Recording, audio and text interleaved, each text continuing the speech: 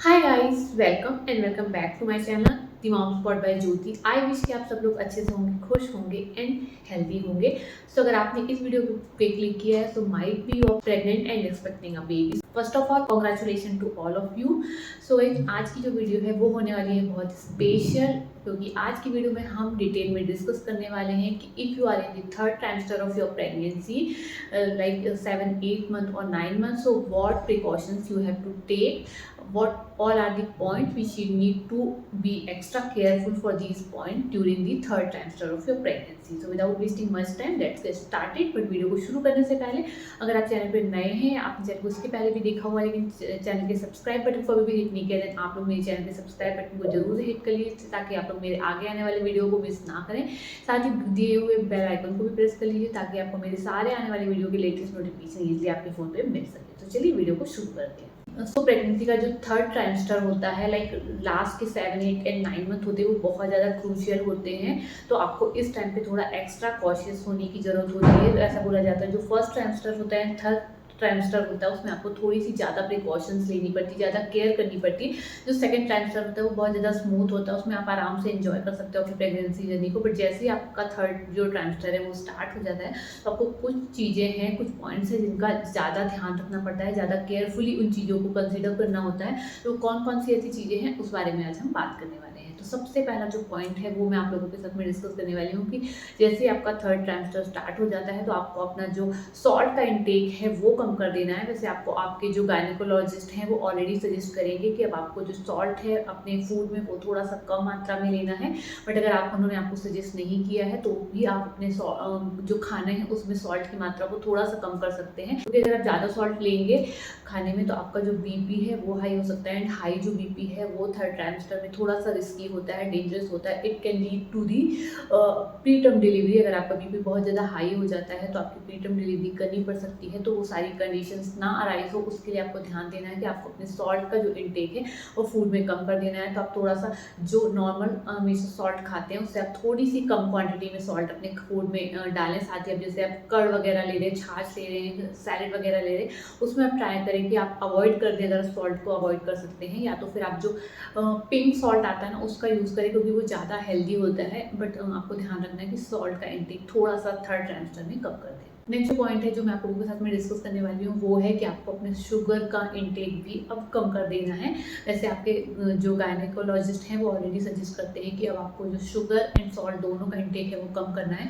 But अगर उन्होंने नहीं आपको सजेस्ट किया है तो भी आप अपना जो शुगर का इंटेक है, स्वीट जो जो भी स्वीट डिश होती है उसको थोड़ा सा आप खाना कम कर सकते हैं, क्योंकि it can lead to the diabetic condition. जो प्रेगनेंसी में डायबिटिक कंडीशन होती है वो वहाँ पर आप उस तरफ जा सकते हैं। अगर आप ज़्यादा शुगर का इंटेक लेते हैं, ये डायबिटीज़ आपको हमेशा परमानेंट नहीं रहेगी, बट ये टिल आपकी प्रेगनेंसी कंटिन्यू रहती है। एंड अगर आपकी शुगर बहुत ज़्यादा हो जाती है बॉडी में तो ये डायबिटीज़ होने के चांसेस रहते हैं। उससे भी अगेन आपको प्री टर्म डिलीवरी के जो चांसेस हैं वो ज़्यादा बढ़ जाते हैं। इसलिए आपको शुगर का इंटेक है जो वो कम कर देना है। अगर आपकी शुगर थोड़ी ज़्यादा हो रही है तो आपके जो गायनेकोलॉजिस्ट है वो आपको आपकी जो शुगर है वो मेजरमेंट करने के लिए भी एडवाइस करेंगे। आप घर पे शुगर को डेली मेजर कर सकते हैं। एंड अगर आपकी शुगर थोड़ी सी ज़्यादा में आ रही है, ज़्यादा हाई रेंज में आ रही है, तो आपको फिर जैसे राइस वगैरह है, देन पोटैटो वगैरह, इन सब के भी इंटेक जो है वो कम कर देने हैं। स्पेशली जो स्वीट डिश है उसको आप थोड़ा सा खाना अवॉइड कर सकते हैं। तो जितना इन्जॉय करना आप अपने सेकंड ट्राइमेस्टर में कर सकते हैं।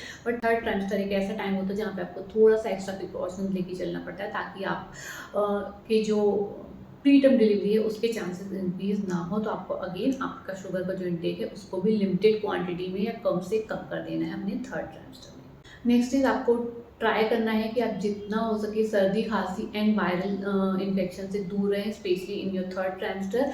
आप एक्स्ट्रा प्रिकॉशन लेके चलिए। आप थोड़ा सा बाहर वगैरह जाना अवॉइड कर सकते हैं, स्पेशली अगर आपका जो थर्ड ट्राइमेस्टर है वो रेनी सीजन है, विंटर सीजन के आसपास पड़ रहा है, तो आप थोड़ा सा इन चीज़ों को ज़्यादा केयर करके लें कि ताकि आप जो कोल्ड वगैरह है या कफ है उसका इन्फेक्शन आपको ना लगे। आपके घर में अगर किसी को कोल्ड या कफ हो जाता है तो आप उनसे कहें कि थोड़ा सा आपसे एक डिस्टेंस मेंटेन करके रखें ताकि वो इन्फेक्शन इन्फेक्शन आपको ना लगे, स्पेशली वायरल फीवर वगैरह से दूर रहें, क्योंकि ये थोड़ा सा थर्ड ट्राइमेस्टर में ये चीज़ें रिस्की हो सकती है अगर आपको फीवर वगैरह आ जाता है, क्योंकि अगेन हम उस टाइम पे जो एलोपैथी मेडिसिन है, एंटीबायोटिक्स है, वो नहीं ले पाते इतना प्रेगनेंसी पीरियड में।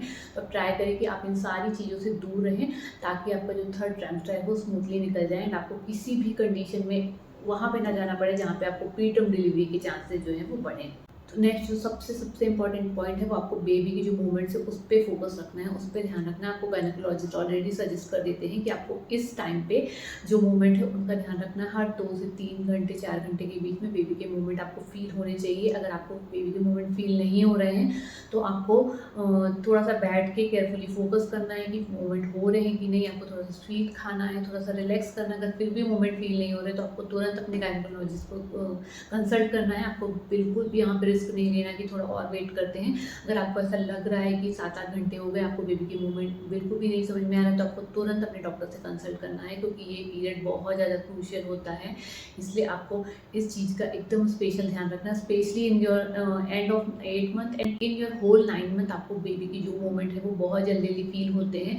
हर 2-2, 3-3 घंटे में आपको बेबी के मूवमेंट फील होते रहते हैं। लेकिन अगर आपको ऐसा लग रहा है कि बेबी के मूवमेंट कम हो रहे हैं या नहीं फील हो रहे हैं, तो आपको तुरंत अपने डॉक्टर से कंसल्ट करना है। आपको यहाँ पे बिल्कुल भी केयरलेस नहीं होना चाहिए, चाहे आपकी फर्स्ट प्रेगनेंसी हो चाहे सेकंड प्रेगनेंसी हो, क्योंकि सेकंड प्रेगनेंसी में लोग जो है वो थोड़ा सा रिलैक्स हो जाते हैं कि ठीक है अभी हमको एक्सपीरियंस है, पर आपको ऐसा नहीं करना है। अगर ज़रा सा भी आपको ऐसा लग रहा है कि आपके बेबी मूवमेंट फील नहीं हो रहे हैं, मदर का जो इंस्टिंक्ट्स होते हैं वो बहुत ज़्यादा शार्प होते हैं, तो अगर आपको थोड़ा सा भी रिस्क लग रहा है तो आपको तुरंत अपने डॉक्टर से कंसल्ट करके लेना है।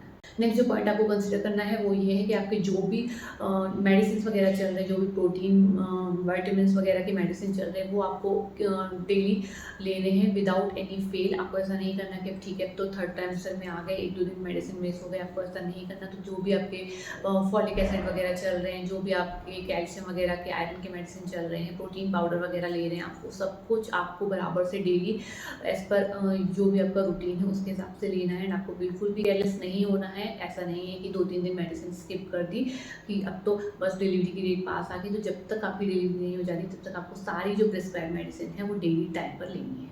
अगर आप अपने थर्ड ट्राइमेस्टर में पहुंच चुके हैं एंड आपको ये नोटिस करना है कि आपके जो निपल्स हैं वो इन्वर्टेड है, आउटवर्ड है, अगर आपको ऐसा लग रहा है कि आपके जो निपल्स हैं वो इन्वर्ट हैं, तो आपको अपने डॉक्टर से कंसल्ट करके लेना है। निपल्स को बाहर निकालने के लिए कुछ एक्सरसाइज होती हैं, कुछ मसाज वगैरह होती है जो डॉक्टर आपको सजेस्ट कर सकते हैं। उससे क्या होगा, अगर आप पहले से ही बिफोर योर डिलीवरी एक्सरसाइज वगैरह करोगे तो आपके जो निपल्स हैं वो धीरे धीरे बाहर आ जाएंगे, तो आपको बेबी को फीड कराने में बिल्कुल भी तकलीफ नहीं होगी। जैसे आपकी डिलीवरी होगी तुरंत आप बेबी को आराम से फीड करा पाओगे, क्योंकि अगर आपके निपल्स इन्वर्टेड होते हैं, अंदर की साइड में होते हैं, तो इनिशियल फेज में एटलीस्ट 15-20 डेज बहुत ज़्यादा डिफिकल्ट होता है बेबी को फीड कराना, क्योंकि बेबी लैच नहीं कर पाते हैं इन्वर्टेड निपल्स को। तो आपको ये डॉक्टर से कंसल्ट करके लेना है। ये एक ऐसा पॉइंट है जो आपको कोई नहीं बताएगा, मोस्टली ये पॉइंट कहीं पे भी लोग डिस्कस नहीं करते, बट आपको ये ध्यान देना है। आपको खुद से चेक करना, अगर आपको लग रहा है कि इन्वर्टेड निपल्स हैं, निपल्स एकदम अंदर की साइड में धसे हुए हैं, तो आप अपने गायनेकोलॉजिस्ट से कंसल्ट करें, उनको बोलो जो भी नेसेसरी एक्सरसाइज है वो आपको सजेस्ट कर दें। So guys that's it about today's video. ये थे मेरे कुछ पॉइंट जो मेरे हिसाब से आपको कंसीडर करने हैं, specially in your third trimester 7, 8, 9 month में। बिल्कुल भी आपको इन पॉइंट्स को लेके केयरलेस नहीं होना है, ध्यान से इन चीज़ों को फॉलो करना है। So that's it about today's video. I hope ये वीडियो आप लोगों के लिए हेल्पफुल रहा होगा एंड इस वीडियो से आप लोगों को कुछ ना कुछ हेल्प जरूर मिलेगी। So do share this video with your friends and family. So will soon meet you in next video. तब तक के लिए keep watching the mom spot by Jyoti. We will soon meet you. Bye bye, take care.